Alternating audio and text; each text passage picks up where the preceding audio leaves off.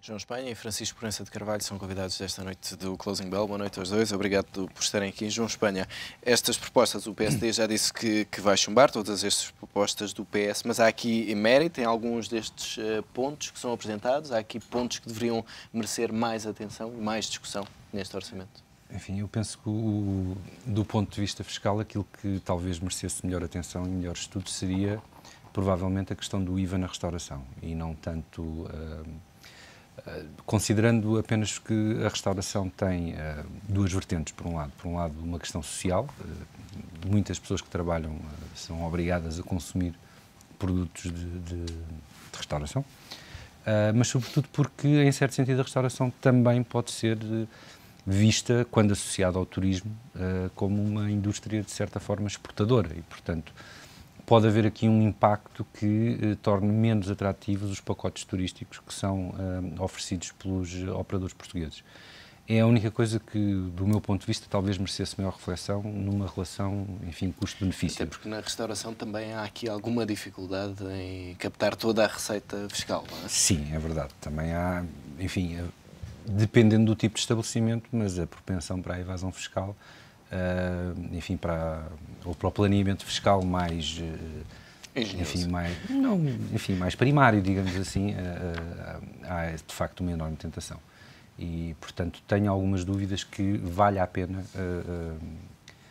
portanto, esse aumento de taxa que possa vir a refletir-se num aumento efetivo de receita que compense aquilo que perdemos em termos de competitividade, como digo, relativamente à questão do turismo. Até porque o turismo português neste momento tem uma vantagem competitiva interessante, que é o facto dos países do Norte de África estarem em convulsão social. Tirando isso, estarmos a mexer nas taxas liberatórias ou a aumentar ainda mais os impostos para os escalões mais altos? As taxas liberatórias já estão, elas começaram por ser 20% e têm vindo por aí acima, já vão em 21,5%. A taxa liberatória pretende ser uma taxa que agiliza a cobrança do imposto e dispense quer a administração tributária, quer o contribuinte, de obrigações acessórias no sentido de fazer a liquidação do imposto. E é entendido, e tem sido entendido desde sempre, pela maioria dos fiscalistas, ao nível da OCDE, não falo portanto, a nível internacional, que determinados tipos de rendimento têm que ser tributados de uma forma relativamente suave e automática, de maneira a impedir, por um lado, enfim, fugas de capitais que sejam desinteressantes para as economias e, por outro, que a receita seja efetivamente captada, porque pagar 20%, muito bem, eu pago, acima disso, se calhar já não estou disposto a pagar e coloco as minhas poupanças noutro local. Portanto, tenho alguma dúvida que estes aumentos sucessivos de taxa liberatória, a dado passo, poderão ter um efeito pernicioso, que é justamente erudir a base tributável e depois, mais uma vez, vamos ter um problema de captação de receita. Quanto à questão da sobretaxa de 5% sobre os mais ricos, enfim, aqui o que choca, do meu ponto de vista, é a definição de mais rico. Eu continuo sem perceber como é que uma pessoa que ganha 500 mil euros são 100 mil contos, quer dizer, 100 mil contos por ano é muito dinheiro, sem dúvida, mas não é rico. Que eu saiba, pelo menos do meu ponto de vista, não é rico. O problema deste tipo de medidas são medidas que enchem a boca e são bonitas de dizer, e se calhar há aqui um certo trade-off no que diz respeito às clientelas políticas, mas enfim, é sabido que há muito poucas pessoas em Portugal que declaram rendimentos acima dos 100 mil euros. Eu pergunto quantas pessoas é que declararão rendimentos acima dos 500 mil euros. Quer dizer, para que é que serve esta medida? A verdade é que quem é verdadeiramente rico não é aos rendimentos do trabalho dependente, nem aos rendimentos de recibo verde ou coisa que o valha, que vai buscar o seu dinheiro, o seu rendimento. Capital. Portanto, se quer tributar efetivamente os mais ricos, teria que ser através do imposto sobre o património. Essa hipótese está descartada, portanto, tudo isto são, como digo, medidas muito interessantes do ponto de vista da imprensa e de satisfazer determinado tipo de clientela, mas a eficácia é quase nenhuma. Francisco, e Manuela Ferreira Leite colocou o dedo na ferida hoje ao dizer que os portugueses estão cercados por impostos e que a grande preocupação é angariar receita, nesta altura, da máquina fiscal, sem olhar para as perspectivas de crescimento. Nem mais, não posso estar mais de acordo com a doutora Manuela Ferreira Leite. Até porque vem fazer esses comentários num dia em que todos os partidos fizeram propostas, apresentaram propostas para o Orçamento de Estado e, como vimos, nós andamos aqui a discutir que o problema é a despesa, e depois, quando é o momento de fazer propostas, é pela receita, mais uma vez. Da esquerda à direita. E isto é verdadeiramente assustador. A falta de... Do lado da despesa invoca-se sempre os consumos que intermédios que ninguém sabe muito bem onde é que se vai custar. Intermédios. Enfim, esta proposta do PS dá uma vontade de rir, porque nós andamos aqui a fingir que discutimos alguma coisa e o PS veio fingir que veio discutir o Orçamento de Estado.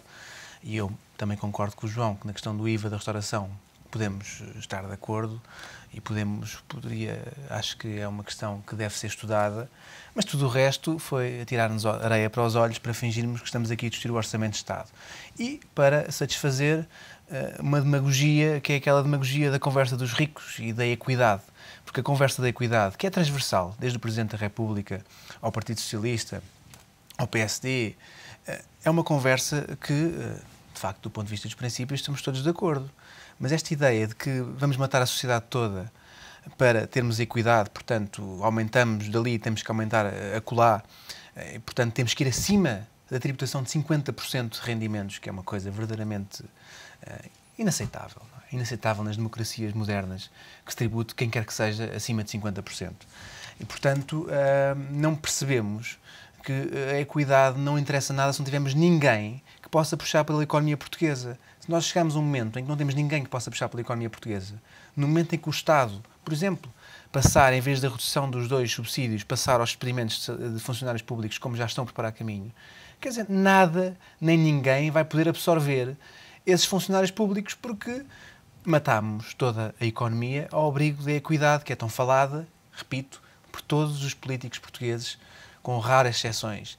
E, portanto, eu sinceramente acho que a doutora Manela Ferreira Leite veio tocar num ponto correto, que é o ponto que andamos a esmagar cada vez mais a economia e não mudamos nada ao discurso. O discurso aqui só tem que incidir fortemente sobre 3 coisas. O que é que nós temos? Como é que nós vamos resolver o problema da educação, da saúde e da segurança social? E não vejo nenhuma proposta dos partidos para isso. Vi agora umas propostas na saúde de um grupo de trabalho, algumas que me parecem bastante interessantes e que devem ser discutidas, e não vejo ninguém interessado em discutir isso, porque aí é que está o problema da despesa do Estado. Está mais do que identificado.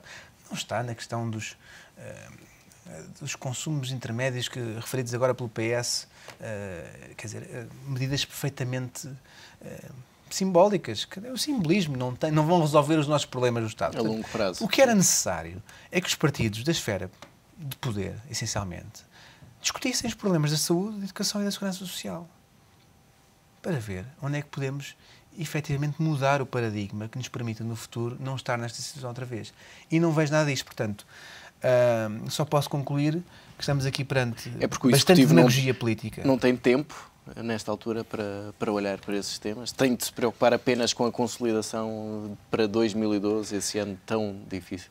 Esta consolidação só vai valer a pena se as reformas nessas áreas forem feitas. Portanto, eu concordo que há aqui uma situação de curto prazo que tem que ser resolvida. Agora, nós vemos, por exemplo, os dados do Ministro das Finanças, que já vai dizer que, afinal, a recessão vai ser um bocadinho maior do que ele tinha dito, do que o Governo tinha dito.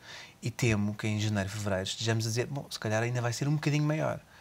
E se calhar a receita fiscal não vai ser tão boa como nós estamos à espera, porque é uma evidência tão grande que a base de incidência dos impostos vai ficar tão limitada e reduzida que eu tenho sérias dúvidas que a receita fiscal vai aumentar. Portanto, isto já me faz uma confusão tremenda, este discurso transversal, este discurso que incide sempre sobre os impostos. Nós não somos competitivos em quase nada. Nós não temos... quer dizer, olho para Portugal e vemos o turismo, pronto. Não aumentaram o IVA por enquanto nas dormidas, aumentaram na restauração quando tudo está conjugado, como dizia o João. E depois o que é que nos sobra mais? Onde é que nós queremos ser competitivos para podermos, quer dizer, ter incidência de base fiscal, ter mais receitas, ter menos despesas? Eu não vejo essa discussão tem que existir urgentemente.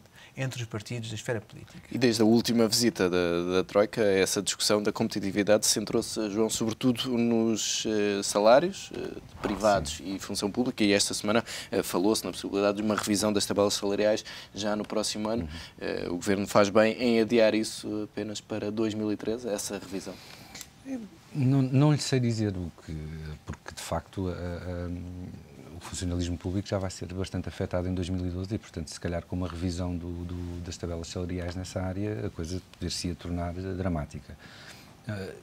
Eu penso que ligado a esse problema estará aquilo que me parece ser cada vez mais uma inevitabilidade, que é a redução do número de efetivos da função pública. E já falámos disso aqui, o facto de se terem cortado 2 subsídios no que diz respeito à função pública, terá sido a forma encontrada de fazer a redução da despesa sem enveredar pela necessidade de reduzir efetivos no setor público. Mas penso que é o mal menor. Foi o mal menor para este ano, mas provavelmente durante o ano que vem vamos assistir a uma certa tentativa de racionalização do que seja a função pública. Isto é, toda a gente diz que há funcionários públicos a mais. Eu diria que depende muito do serviço que está a ser prestado e, pelo menos na minha vida profissional, de vez em quando deparo-me com serviços onde claramente há gente a menos, mas se calhar noutros sítios há gente a mais. Isto, no fim, tudo espremido, eventualmente é uma questão de gestão. Nos consumos intermédios, se calhar há alguma margem para ganhar. Tem que se gerir. No outro dia veio uma polémica pública sobre o arrendamento do apartamento onde está a Direção-Geral das Artes, etc. Enfim, são 25 mil euros, mas muitos 25 mil euros fazem 1 milhão. Se calhar, agora, isso não se pode chegar e cortar a eito, tem que ser passo a passo, paulatinamente, implementar regras de boa gestão no setor público. Uma das coisas que o PS disse, ou terá dito, é publicar no site tudo o que sejam consultorias, parceiros, etc., absolutamente a favor, absolutamente a favor, o mais transparente possível, acho magnífico. Agora, isso poupa alguma coisa? Vai o Estado deixar de pedir parceiros por causa disso? Será que os juristas da administração pública subitamente ficaram especialistas nas áreas em que o Governo carece de especialidade? Não é esta assim. Questão da transparência, desculpe interromper, depois leva a que nós passamos a vida a discutir o salário de A, o salário de B, o salário de C, passamos o arrendamento do prédio X, enfim, nunca estamos a discutir o essencial. Há coisas importantes, há abusos incríveis no Estado e que estas transparências nos levam a constatar, mas nos jornais só se discute hoje em dia o que é que o político A ganha, o que é que o Presidente da Assembleia da República ganha, enfim, quer dizer...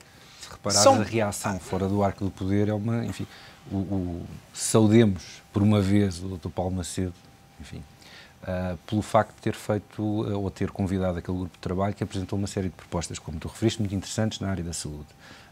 A primeira coisa que é dito por parte do Bloco de Esquerda é o malandro do presidente do grupo de trabalho foi quadro do grupo EPN. Mas isso interessa para quê?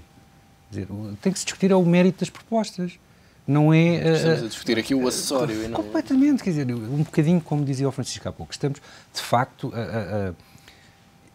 às vezes a sensação que dá é que dentro da Assembleia da República há pessoas que ainda não perceberam o estado em que o país está e que se dedicam a divertir-se com fé de verra, com coisas, enfim, que têm muito pouco a ver com a efetiva necessidade, como o Francisco há pouco dizia, de os partidos do arco de poder decidirem de uma vez por todas como é que vamos encarar as funções que o Estado tem desempenhado mal e de forma altamente perdulária. Saúde e educação, sobretudo, são as duas áreas mais complicadas. Isso sim, isso deve ser discutido o mais depressa possível, devem-se encontrar soluções que permitam manter o modelo que Portugal encontrou ao nível da educação e da saúde, não deixar ninguém desprotegido nessa zona, mas tentar o mais possível que isso seja feito de forma a não prejudicar o país como um todo, porque neste momento estamos todos a trabalhar para pagar o déficit, portanto, para pagar as políticas de saúde, educação, etc., dos últimos anos.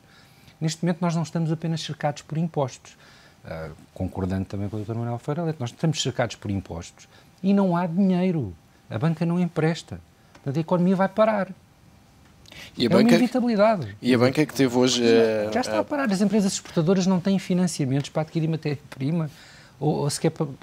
Isto assim, de facto, torna-se um cenário absolutamente dantesco. E para tentar ajudar a banca, precisamente, hoje foi aprovado o diploma que prevê as condições para a recapitalização dos bancos. Esse diploma dá aqui mais folga à banca, tem condições mais favoráveis do que aquelas que foram apresentadas inicialmente?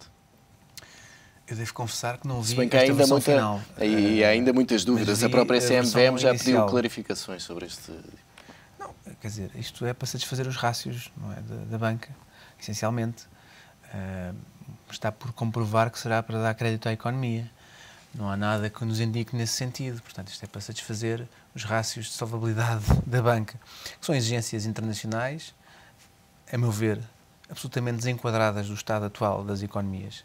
É evidente que a banca tem que estar mais preparada no futuro.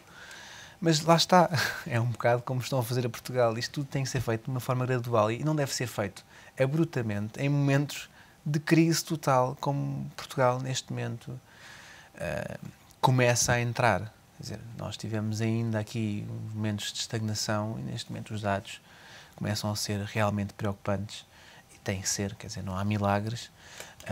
E no próximo ano serão seguramente. E, portanto, eu acho que estas medidas todas, em primeiro lugar, esse é um diploma perfeitamente perverso. Não é? É o diploma, eu já aqui o disse, que diz que o devedor toma conta do credor, quando o credor chegou a este ponto, essencialmente, e em Portugal, fundamentalmente, porque andou a fazer o favor ao devedor.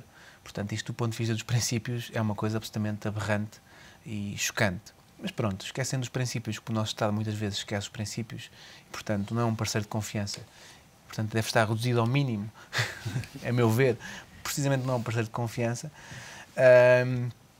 Podemos achar que isto é um mal menor e se tiver algum impulso de ajudar a refinanciar a economia, pelo menos naquela parte em que deve ser financiada. Se não tiver, é para preencher rácios e, portanto, voltaremos para trás muitos anos, porque os prazos são irrazoáveis, desde logo, e, portanto, voltaremos a uma situação de nacionalização. Devia ter aqui condições mais claras para garantir aos mercados, aos investidores internacionais, que a intenção do Estado não é, de facto, ficar com todos estes bancos daqui a 3 ou 5 anos. Eu acho que o Estado não tem intenção de ficar a longo prazo com os bancos.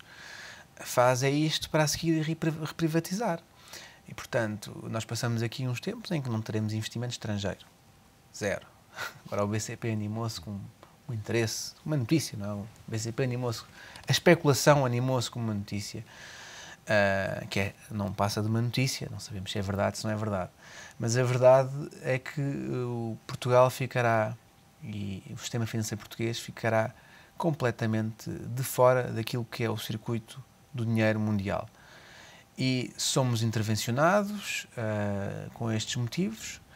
Daqui a uns tempos veremos em condições a que o Estado sairá. Mas imagino que sairá com uma reprivatização em que o Estado, lá está, o devedor possa ganhar qualquer coisa e o credor, no fundo, foi dominado pelo devedor simplesmente porque este devedor se chama Estado e que continua a ser um Estado omnipresente, ao contrário daquilo que nos foi, não diria prometido, mas nos foi falado antes deste período eleitoral que tivemos. E esta aprovação deste diploma gerou aqui também alguma polémica esta tarde, porque o PS diz que isto não deveria ter sido feito através de uma portaria, como foi, e sim inscrito na lei de forma mais definitiva. Isto faz de facto a diferença. Estamos aqui a falar de pormenores muito técnicos. São pormenores técnica legislativa, tem a ver com a hierarquia das fontes. Admito que, existindo uma lei quadro das privatizações, depende da forma como a lei quadro definir o molde em que esse tipo de questão se possa realizar. Porque, na prática, isto é efetivamente uma privatização. É difícil dizer, confesso. Teria que ir buscar os meus livros de direito constitucional para perceber, mas, de facto, faz-me alguma confusão que a portaria é, por natureza, uma fonte regulamentar, não é uma fonte de direito nobre, como é o decreto-lei ou a lei. Eventualmente, do ponto de vista daquilo, pelo menos olhando de fora, far-me sentido que fosse uma proposta de lei aprovada pela Assembleia ou um decreto-lei do Governo. Isso faria sentido. A portaria, como digo, é regulamentadora. Isto não é propriamente... Está-se a regulamentar, de certa forma, o que é que vai acontecer quando o Estado vai intervir na banca e vai entrar no capital da banca. Eu diria que a forma não é muito relevante. O que é relevante é o conteúdo. Eu tenho, de facto, não é sequer concebível que num prazo de 3 a 5 anos o Estado português subitamente fique o dono do setor financeiro. Quer dizer, isto não tem... É completamente à outrance. Quer dizer, não há na Europa nada assim.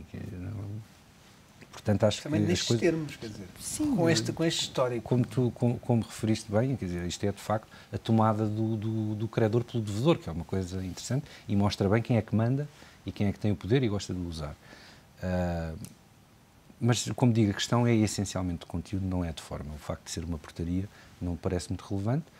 Isto, do meu ponto de vista, deveria ser, na ótica do Estado, não direi mínimo, mas do Estado necessário.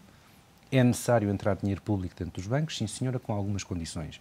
Daí a passar a gestão, ainda que a prazo, para o Estado. Daí a, enfim, de certa forma a cozinhar-se aquilo que o Francisco referiu, a eventualidade de daqui a uns anos haver uma reprivatização e o Estado ainda ir faturar mais qualquer coisa com isso, de facto parece-me uma coisa muito pouco...